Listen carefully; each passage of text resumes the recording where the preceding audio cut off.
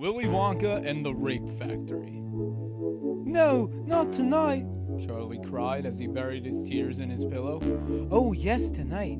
Tonight, just like yesterday, and the day before that, and the day before that, and 100 nights stretching before that, ending at a day you came to live with me. Tonight, just like tomorrow. And with that, Willy Wonka removed his pants with a smirk. Usually, Charlie's parents and grandparents had been forced to watch, but Willy had killed them all and used their remains as seasoning for a new type of candy, Scrumdiddlyumptious Green Soilet Surprise. Tonight would be Charlie's first night alone.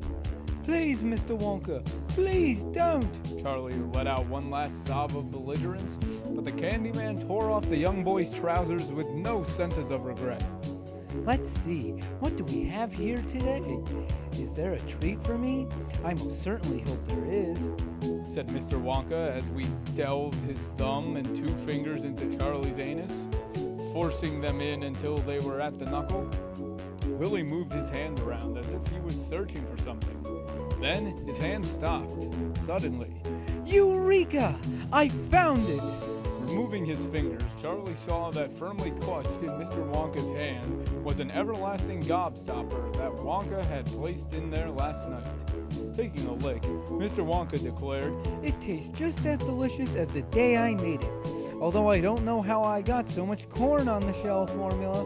Wonka said the last line with a wink at Charlie, as if he expected him to laugh. Oh well, time for business. And with that, Willy Wonka dropped the gobstopper to his side and began to slide his penis into Charlie's now loose asshole. Charlie let out a small tear, and he began to grunt with every thrust. He must escape this madness. He must kill Willy Wonka. But there were no knives in his home, in his prison. There were no guns or swords or matches or anything. Everything that was needed was done for you by an Oompa Loompa. Charlie, in a few minutes I'm going to place this in your mouth. I think you should like it. It's flavored with an exclusive mix of Charlie Bucket chocolate. That's not for wiping, baby. Charlie had given himself poor anal hygiene in an attempt to scare Wonka away, but Willy ignored it and fucked him all the same, except now with more facials. Charlie desperately wanted out of this hell, and by now he was willing to go through any plan he could in order to escape. And that's when he saw it. Next to Wonka's shaking knees was a gobstopper.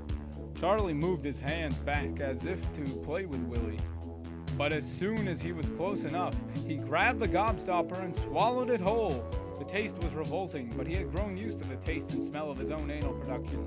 So it passed into his throat with no problem, and in his throat is where it lodged. By the time Willy Wonka had figured out Charlie was dead, he had already came in the young child's asshole, wondering why the child did not let loose a barrage of tears, telling him to pull out. Placing his penis in Charlie's mouth, he noticed the boy's flesh to be unusually cold, and his tongue to be unresponsive. Fucking him orally anyway, Willy Wonka knew exactly what to do with his apprentice. He called out to the Oompa Loompa workers and told them to take care of the body as they pleased, to which the Oompa Loompas chuckled and exchanged mischievous smiles. At once, he signaled for the Chief Loompa. Making motions, Wonka spoke to him. Another one has died. So what should I do, sir? Distribute the memory eraser chocolate again. And then, boss? Tell the world that my factory is opening its doors to the public after 15 years of life as a hermit, and make sure only boys find the gold this time.